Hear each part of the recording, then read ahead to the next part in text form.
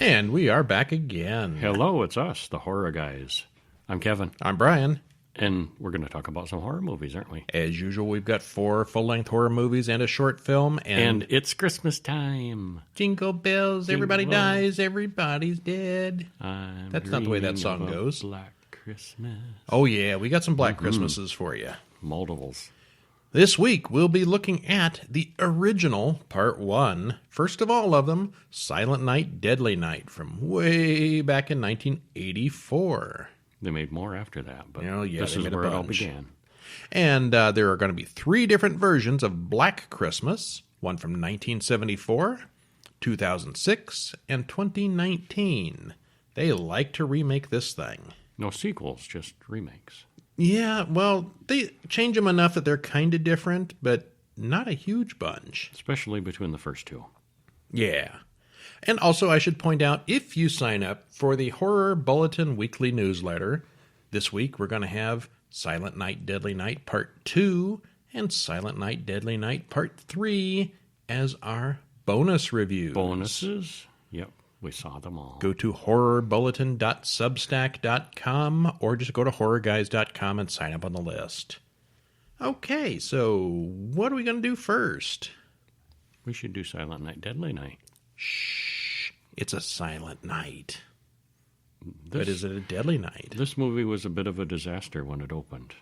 Yeah, it was. They, it caught the attention of people and just kind of snowballed into this massive protest. It had a really good opening weekend. It came out actually for Nightmare on Elm Street came out the same week, and this beat it. This beat Nightmare on Elm Street the first week. But then the protest started and snowballed and outcry, and it was only at theaters for 2 weeks.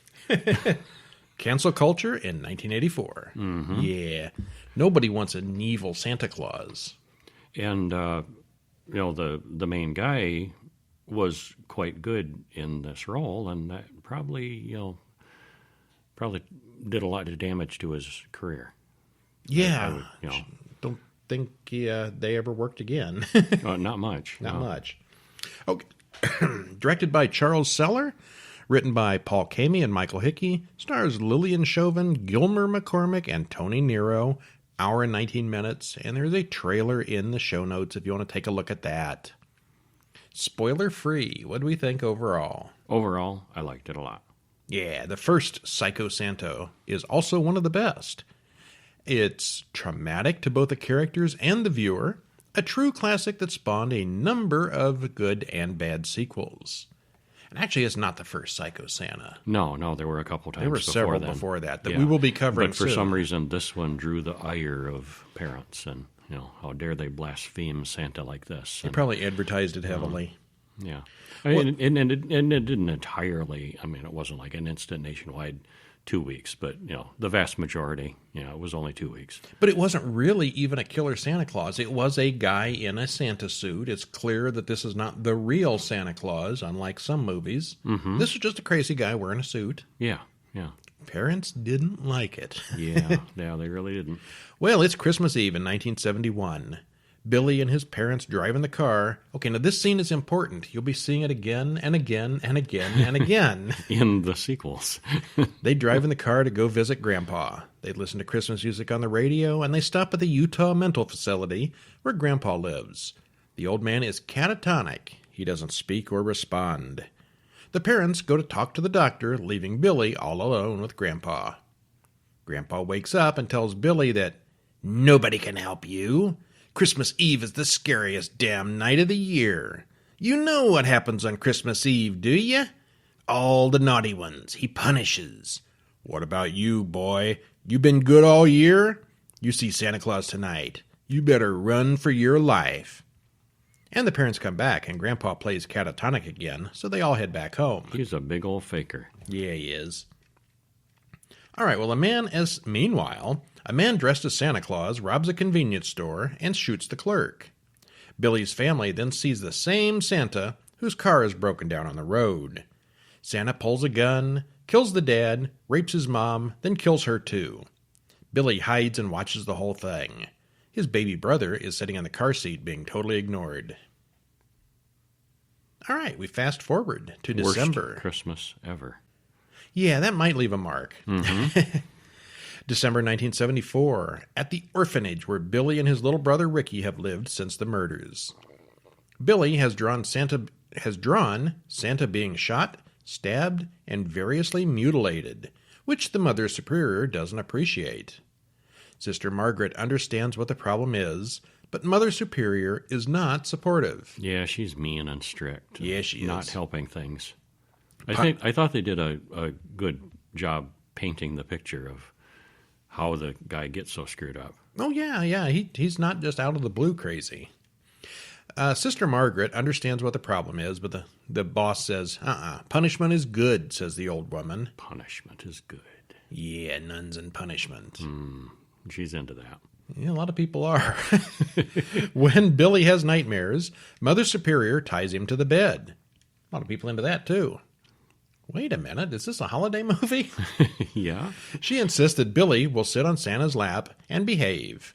He gives Santa a bloody nose. 10 years later, a lot of time jumps, in 1984, Billy gets a job at Mr. Sim's toy store doing stockroom kind of things. Cue the happy toy store job montage. He's very happy working in the toy store. But then the holidays arrive. Billy had been doing really good work, but he's not the same since Christmas season started. On the other hand, Billy does dream about having sex with Pamela, his coworker at the toy store, at least until he dreams Santa kills her too. Oops. He's got issues. Yeah, nightmares.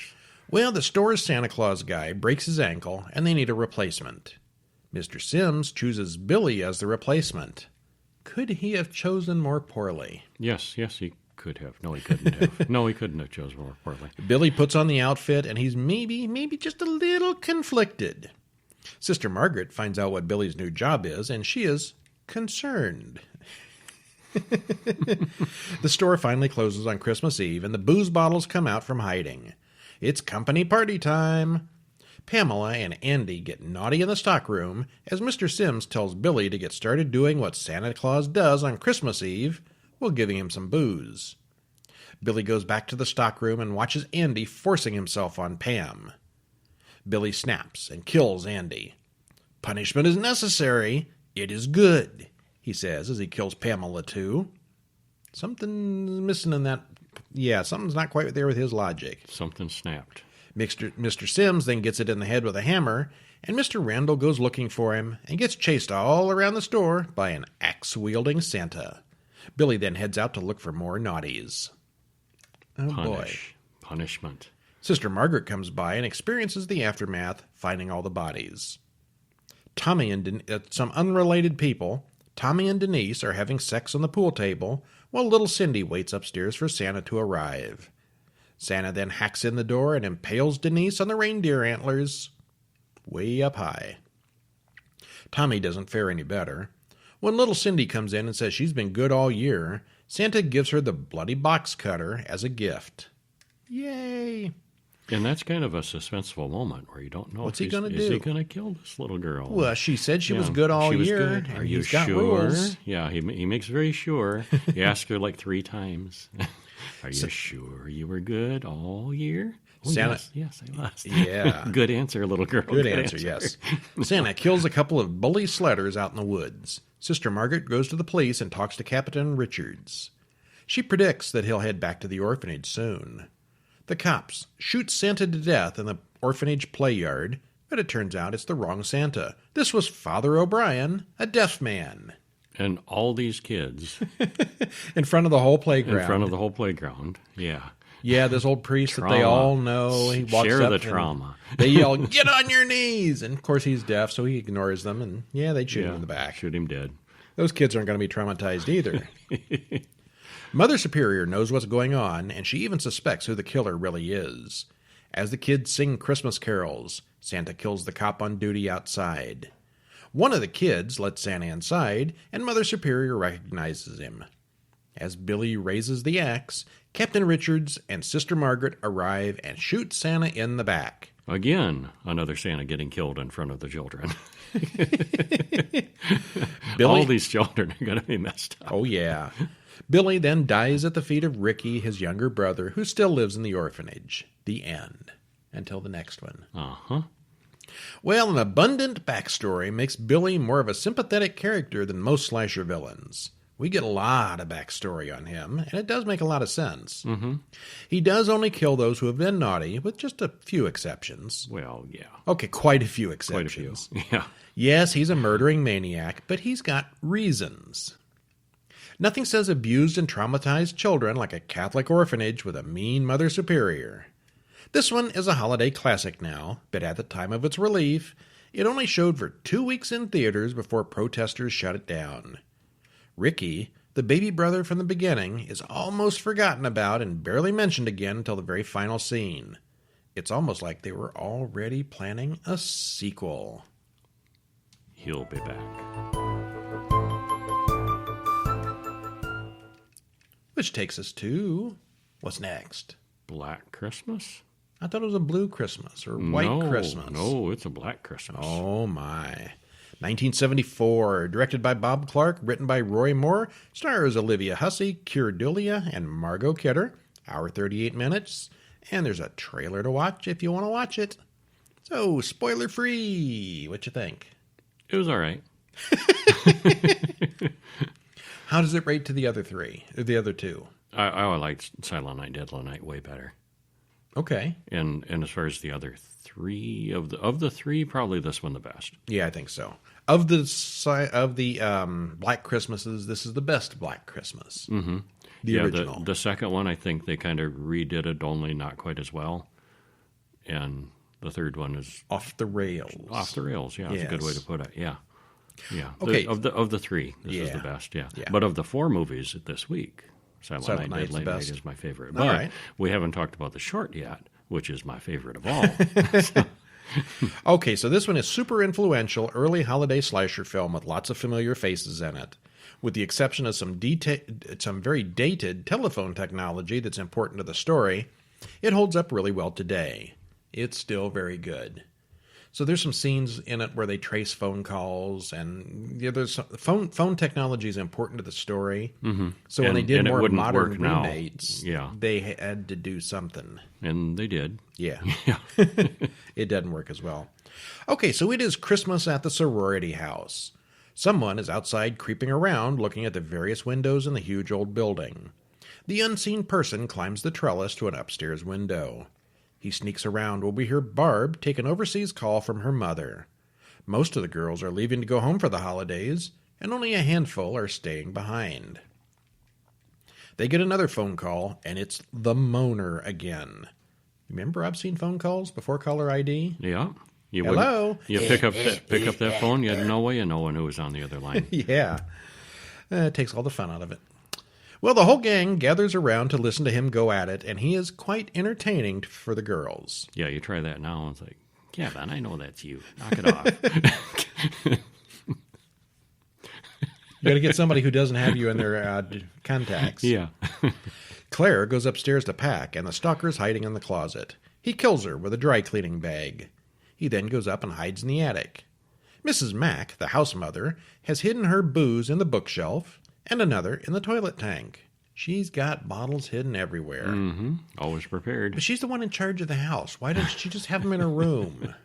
Well, you never know when you might need a little nip. You okay? Yeah. Peter calls Jess and makes a date for tomorrow at 2. Claire's father, Mr. Harrison, comes to town looking for her. Mrs. Mack takes him to the sorority house, but they still don't find her body. He's taken her and put her in the attic. All right. Meanwhile, Jess tells Peter that she's pregnant and doesn't want the baby. He wants the baby, but she wants an abortion. In 1974, I wonder how controversial that was. Probably pretty good, controversial. Yeah. Harrison, Jess, and Barb go to the police station to report Claire is missing, but that doesn't really go anywhere because people turn up missing all the time at Christmas. Jess asks Chris if he's seen her, but he says he hasn't. We see Peter feverishly playing the piano for his instructors, and then later see him destroy the piano. Apparently, he didn't get a good review and had a very bad temper. Yeah, this that scene didn't go well. I mean, he's pounding on that thing, and it just sounds like noise to me. There's nothing recognizable as music there. Do you think he was even a musician trying to impress those guys? I could be just... Well, you mean the actor? The scene. I don't know if the actor actually played or not, but yeah, it's just horrible. Yeah, but we're not. It's like he's doing. We don't have the accomplished ear of a professional. It didn't sound like anything musical that I've ever heard. It was pretty bad. Yeah. It was pretty bad. All right, well, there's another missing girl, Janice, and Lieutenant Fuller of the police organizes a walk through the park for a large search party. Some of the sorority girls and Mr. Harrison go out to help. While they're all out there, the killer returns to the house. Mrs. Mack hears the cat yowling in the attic and goes up to investigate. She finds Claire's body, but the killer is there too. Things go badly. Peter offers to marry Jess, but she turns him down. He still wants the baby, and he threatens her and then storms out. Lieutenant Fuller comes to investigate the obscene phone calls, thinking they may be related to the disappearances. They tap the phone so they can trace it, but that takes time, and they still don't search the attic. They search all the bedrooms and all the rooms of the house, and they don't go up into the attic. Back in the good old days when it was all mechanical and relays, and they give a glimpse of that. They do. The trace-in process, and there's the huge banks of relays. A lot of running around in mechanical rooms. Yeah. While Jess is watching Christmas carolers in the front yard, the killer sneaks in and kills Barb with her glass unicorn horn. Jess gets another call, but there's not enough time to trace it. When the caller alludes to abortions, Jess starts to think it may be Peter on the phone. Peter calls Jess again and cries about the baby, and they can't trace that call either. And interesting side note, Peter was played by Keir Duela. 2001 guy. Yeah. Yeah, he played a lot of crazies in other movies. He did, yeah. Yeah. Veronica Lake is missing. Was it Veronica Lake? Veronica Lake's an actress. Okay, somebody Lake is missing. What was that? They lost the whole lake somewhere. Okay, so Lieutenant Fuller starts looking into Peter's history and finds the smashed piano in the conservatory. Phil goes looking for Barb, but the killer gets her as well. Jess gets another call, and this time they do trace the call. And guess where it's from? In the house. Coming from inside the house. They're calling from in the house. They call and tell Jess, who decides... Bunny Lake. Sorry. Huh? Bunny Lake is missing. Okay. Where he played another wacko. Haven't seen it. Is that horror? Thriller. Thriller, okay. Yeah. You don't know. I wouldn't call it horror, but crime thriller, suspense. Very good, and kind of hard to find. They call and tell Jess about the call coming from inside the house, and she decides to ignore their warning and go upstairs looking for Barb and Phil. She's not going to find them. Agnes, it's me, Billy. Don't tell them what I did, Agnes, says the maniacal voice behind her. She finds the bodies and then runs to the basement. Peter breaks in the window and comes into the basement as well, calling for Jess. He approaches her, and she kills him with a knife. Lieutenant Fuller said he knew it was Peter all along. Oh, he did not. All the cops and reporters clear out, leaving Jess alone. We hear movement and giggling from up in the attic. We still see Mrs. Mack and Claire's bodies, still up in the attic. Apparently the police still haven't bothered to look up there, where the real killer is still hiding. Hint, it wasn't Peter. Uh-oh. Spoiler. Well, all along, we're led to believe that the killer is Peter, but he also seems a little too obvious. The only other male we know is Chris, Claire's boyfriend. The real question was, which one was going to be the red herring? And at the end, we're still not absolutely sure who the killer was, but it's not Peter. Now, Chris is there in the final scene with the police, and he leaves with the police. But there's enough time for him to have climbed up that trellis again and be the one who's laughing at the end. Yeah. So we never find out who it really is. Mr. Harrison's shock at the language and lifestyles of the college girls is hilarious. He's this old guy, and he's going to the college campus where they're drinking and smoking and all kinds of stuff. Their behavior is really tame by modern movie standards, but it was pushing the envelope of good taste in 1974. And the killer here has an uncanny knack for knowing when the other people in the house are distracted or busy. His rants on the phone are really creepy as well. For just a voice, they're very well done. This is the first movie I can recall that showed the process of tracing a phone call. This was what it was like when the phone company had lots of actual humans working on what was still a very mechanical system. Yeah, it was. You could pick up the phone and talk to an operator. Wow. Those were the days. Believe it or not, this was the first holiday-themed horror film, and it was also a big inspiration for future slasher-type films. And I think I'd take 74. Mm-hmm. Yeah, maybe it was. Okay. Yeah. I was thinking of the one we're going to review next week with the other Crazy Santa. I think that was 1980. That was after. Yeah, it was. Okay, so this was first. Mm-hmm. Well, you liked our next film a whole lot. Why don't you do it?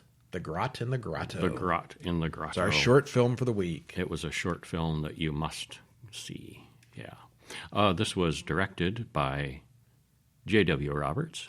It's a 2021 brand new. Yeah. Written by James Hamilton. Stars James Hamilton, Alex Wyman, Greg Kranis, and Luke Boyes. Runtime is only 6 minutes and 43 seconds, and there's a link in the YouTube. It's a freebie on YouTube. Yes, that's the best kind. Yeah. Well, the synopsis. A man is being interviewed about a strange hiring process. They rehabilitate homeless people by giving them plenty to eat. And who else gets to eat a lot and gets fattened up? Why, Santa Claus. And prisoners? And what if they were the same thing? It's a Clockwork Orange meets Rear Exports with a little sprinkling of Saw mixed in. It's thoroughly weird and thoroughly good. And the makeup and costumes are great. The acting is fun. The attention to detail is quite good. It's like a mockumentary interview. He's being interviewed, yeah. The head elf. Mm-hmm, yeah. And there's a slam against actors. Yeah. Why wouldn't you just hire actors? They're desperate too. Yeah. And, he's making the list, Check it again. Yeah, it's really good. It's just excellent. Yeah, you got to check that out. And then Black Christmas was 1974, and 30 years later, somebody thought, we need to remake that. That's 32 years. It really is. It was 32 years. That's a long time.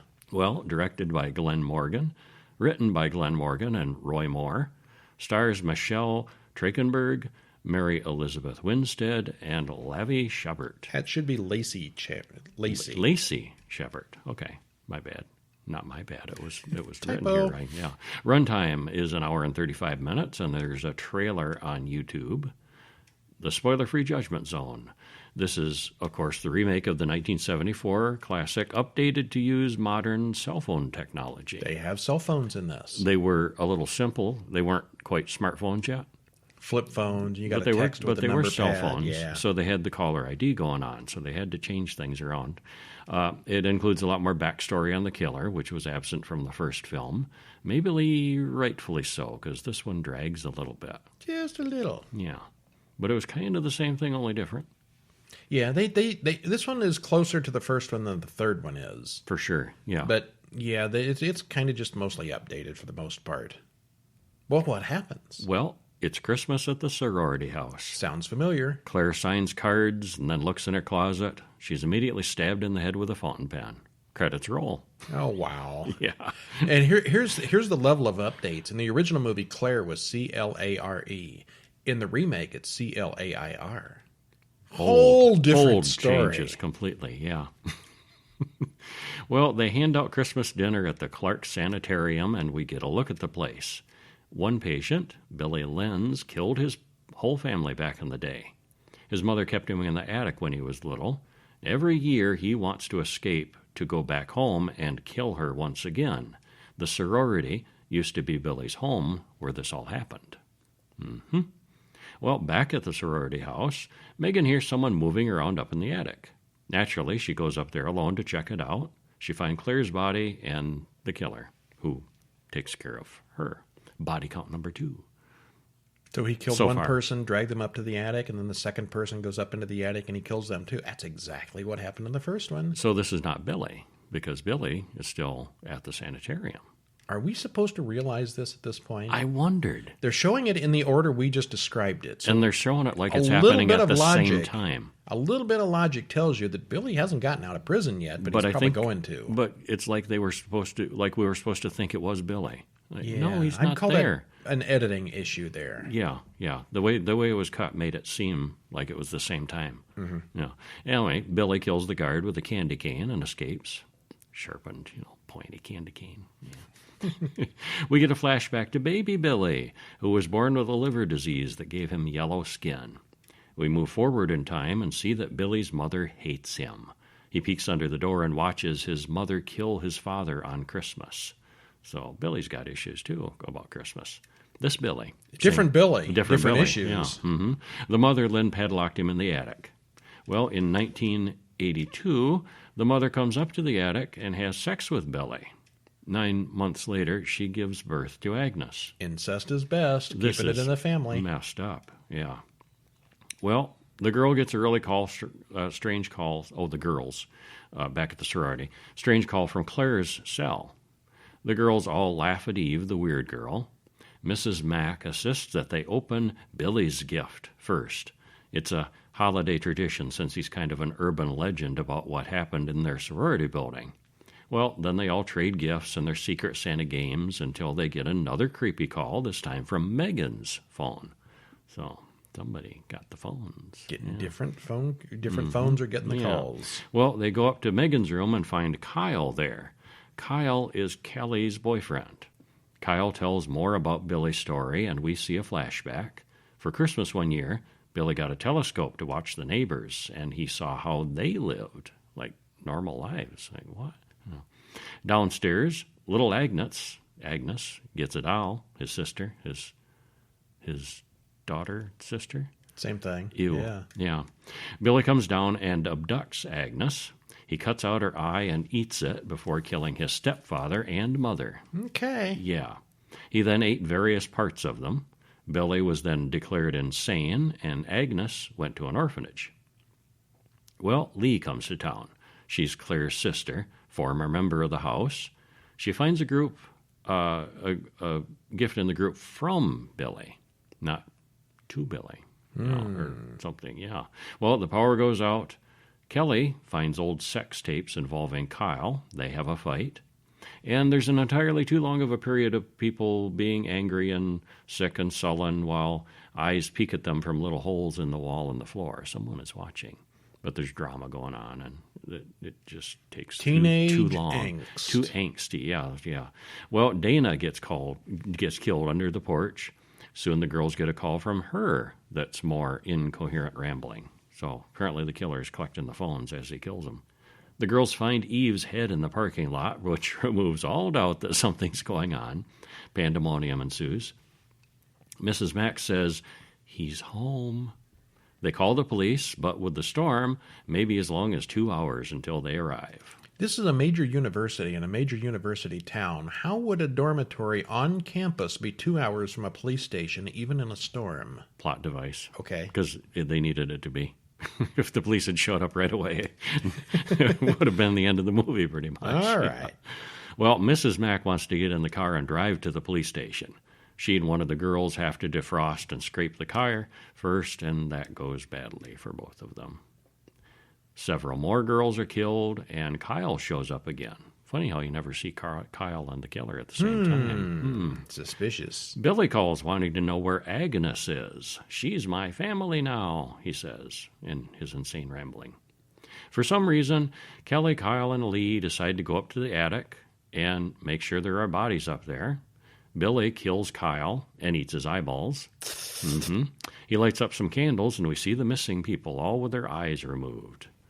Kelly stabs Billy with a glass unicorn, an homage to the first movie, and sets the house on fire. Except it's not Billy, it's crazy Agnes. What? All that time, it was Agnes. Oh. Billy finally shows up, and he attacks Agnes. Billy and Agnes try to catch Kelly inside the walls as Lee beats on the drywall and the attic burns. Lee and Kelly run outside as the house burns to the ground. So... all dead. All Everybody's dead, right? Done, huh? Except Billy wakes up in the morgue, kills the attendant. And Lee and Kelly are in the hospital getting treated for injuries. Suddenly, Agnes isn't dead either and kills Lee. Kelly gets trapped in her room with Agnes, but she manages to zap Agnes with a defibrillator. That's a hard word to say. It is. Yeah. Billy attacks Kelly, but ends up being impaled on a Christmas tree. Wow. So they both die for real. Yeah, you get a lot more here about the crazy people. Mm-hmm. Well, the phone calls with Billy talking to Agnes is very similar to what we heard in the first film. Calling from each other's cells is a nice difference. They can't trace those calls anymore, even though you can see who's calling. He was using the dead people's phones. And if you're paying attention, you'll easily notice that people started dying inside the house before Billy escapes the hospital, so it's obvious there's more than one killer. Or that at least it's not Billy. Yeah. I think this is probably the worst of the three films. I'm going to call that a controversial opinion. Okay. That this is the worst of the three. There's just too much running around and screaming in this one, and too much focus on the bad guy's backstory. Although a lot of people will say the third one is the worst.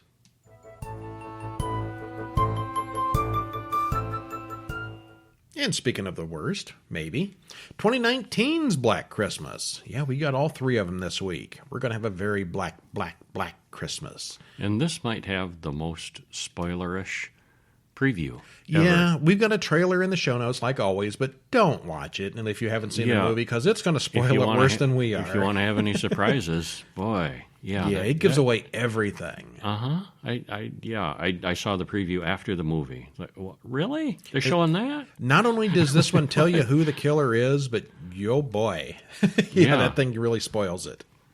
All right, directed by Sophia Takai, written by Sophia Takai, April Wolf, and Roy Moore, stars Imogen Boots, Elise Shannon, and Lily Donahue. Hour and 32 minutes. Stay away from the trailer, but there's one there if you dare. Spoiler-free section says, a thoroughly awful remake of 1974's good film. If you watch the trailer, don't bother with the rest of it, as it spoils everything.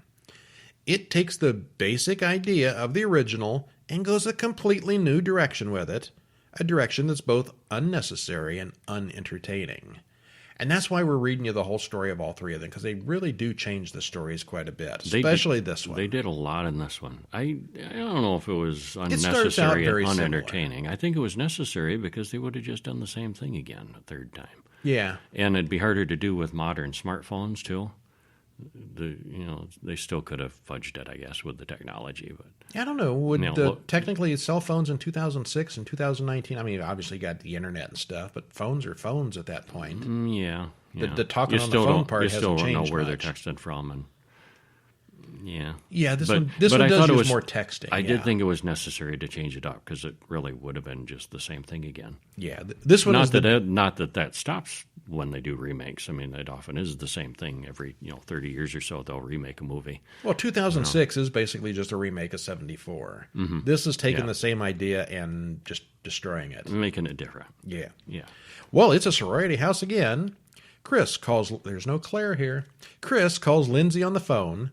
Lindsay's going on a trip soon. Lindsay notices she's being followed by a weird guy on his own cell phone. After a quick jump scare, she encounters a man in a shroud wearing a mask.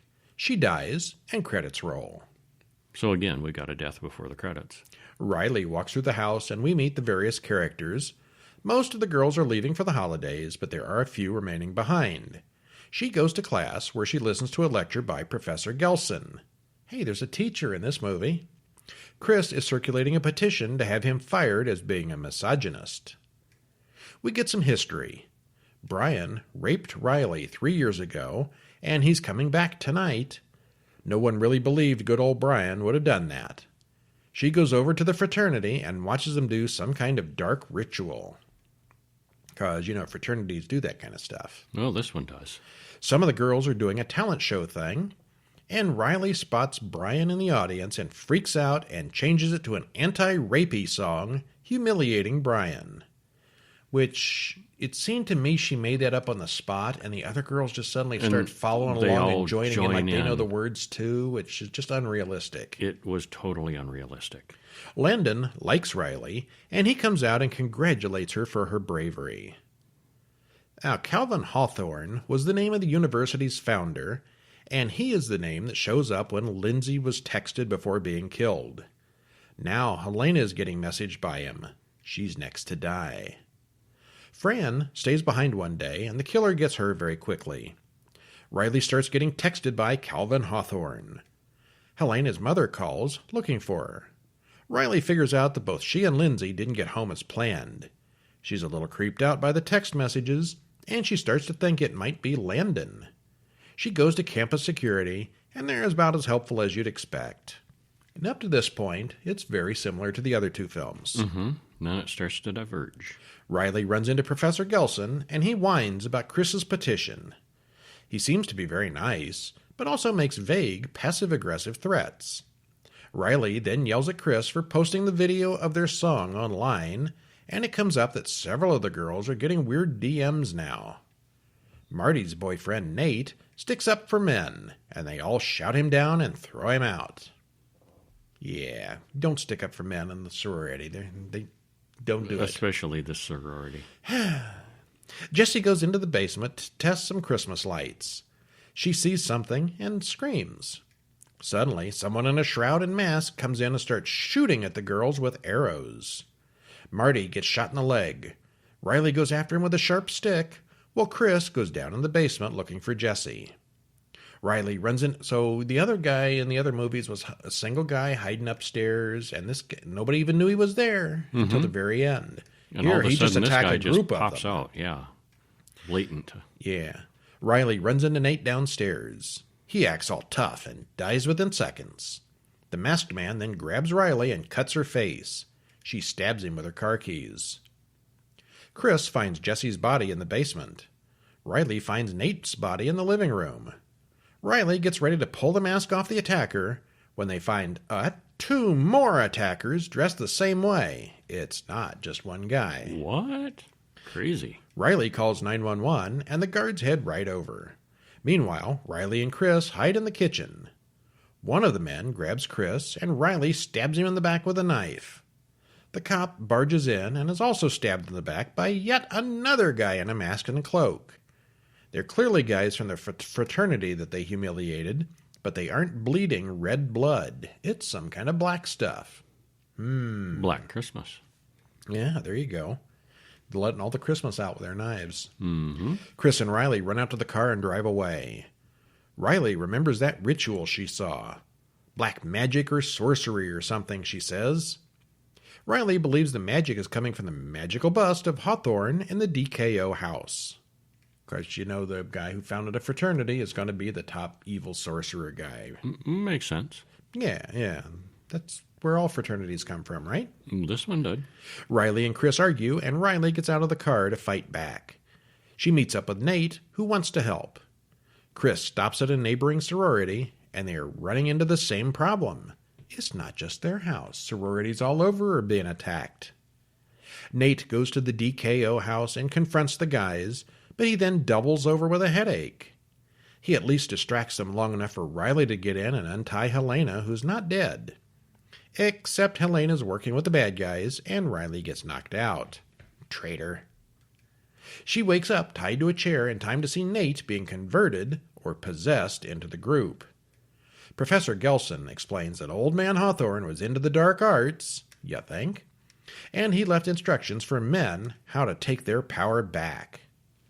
The man in black comes in, and the men insist they bow before him. The man in black then kills Helena just to show his power. The man grabs Riley and chokes her, but Chris and the other girls break in, and everyone starts to fight. Riley smashes the magic bust and sets the house on fire, locking the cultists inside. That was mighty convenient. It sure was.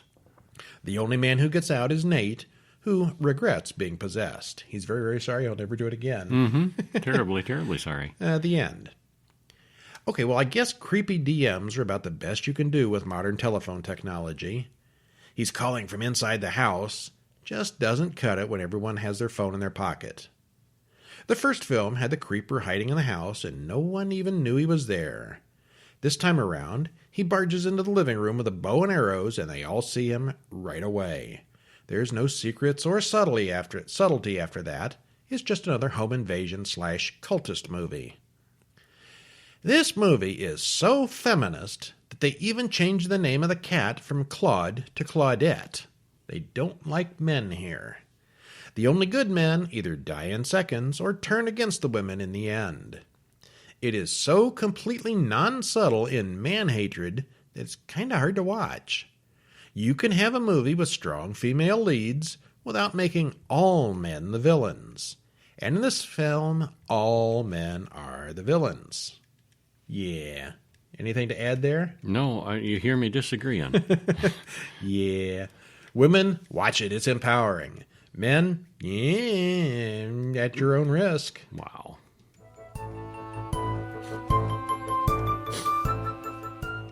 And that's our show. Thanks for stopping us. Check us out on our 2 Twitter accounts. We've got at Horror Movie Guys, where you'll get a notice every day about each of our new reviews being posted, and at Horror Bulletin, where you'll get a notification each week about updates on the newsletter. So get ready for next week, where we'll be watching some more holiday classics. Why, we've got 31 days in December and 31 or more holiday films. Oh, there's a lot of holiday films. We're not yes. going to be able to get to them all. No, not even close. Well, we got Rare Exports from 2010. That's a good one. International movie. We've seen it before. And That's subtitled, it's right? really good. Mostly. Yeah. Yeah, there's some English in there. Yeah. Christmas Evil from 1980. The original Psycho Santa. Krampus from 2015. And Anna and the Apocalypse from 2018. And I'll jump right out there right now and say all 4 of them are really good. Yep, I thought so. Yeah. So tune in next week and we will get you those. Christmas Evil from 80, Krampus from 2015, Rare Exports from 2010, and Sing Along with Anna and the Apocalypse. It's a a musical. A Christmas horror zombie musical from 2018. I'm Brian. And I'm Kevin. We'll see you when? Next week. See ya. See ya.